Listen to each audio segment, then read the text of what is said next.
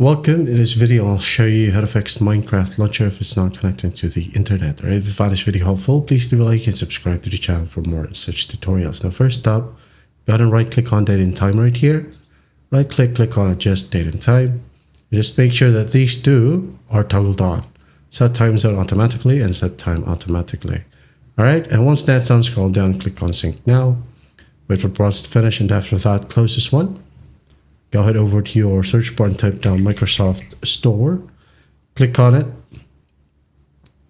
Now click on your profile at the top and sign out. Once signed out, just sign back in. And after that, open up your Minecraft launcher.